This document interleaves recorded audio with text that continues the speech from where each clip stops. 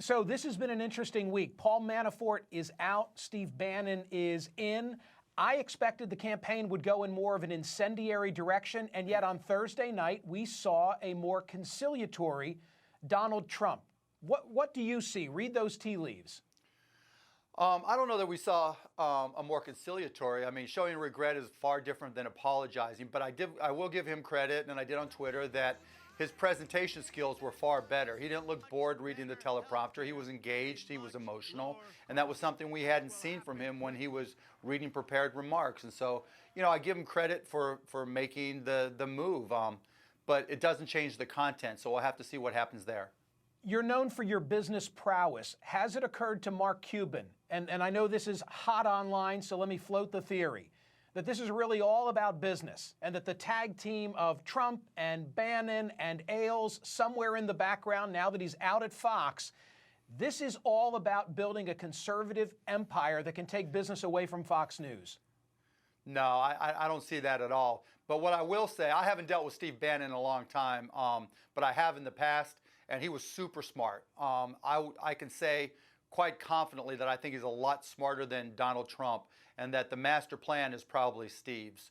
And I think a lot of what happens, Steve is smart enough to make it Donald's idea, and I think this is going to benefit Steve Bannon. It's going to benefit Breitbart News, but I don't see Donald participating in the benefit whatsoever in terms of what happens after the fact. Mark, help me understand what went on, because last September, I remember 20,000 people coming to the home of the Dallas Mavericks and Donald Trump praising you for facilitating that visit.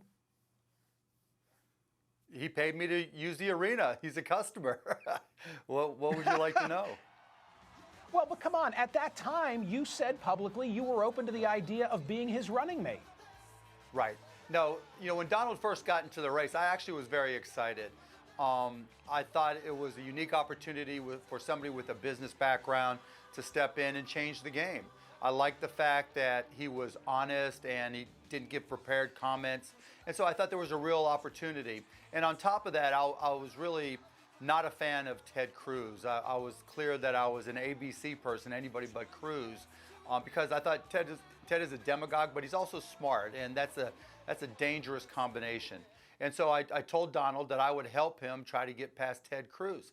But I also told him at some point you have to dig in and learn policy, understand the issues, and recognize that it's a very difficult job, and that the only certainty in the position is uncertainty. And if you're not willing to learn and read and dig into the issues, that's going to be a real problem, and that's where we had a falling out.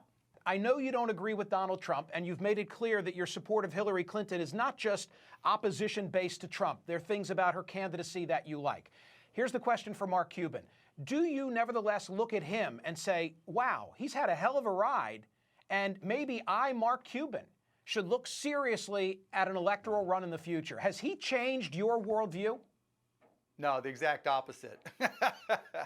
There's so little. How so? There's so little focus on policy and programs and getting results. You know, we cover the same 5, 6 topics over and over and over again, and we never go into depth about any of them. There's no real new discussion. We don't talk about automation and the impact on employment. We don't talk about ICON. We don't talk about ICANN in terms of what's happening with internet naming. We don't talk about patents. There's all these little things that add up into big things that no one even brings up anymore, because we scream and yell whether regrets means apology or not, and whether, you know, Clinton's foundation and Clinton cash and all the other nonsense is real or not, and then we call her lying Hillary, and we catch Donald on his lies. There's no there anymore in politics. Why would I want to step in the middle of that quagmire?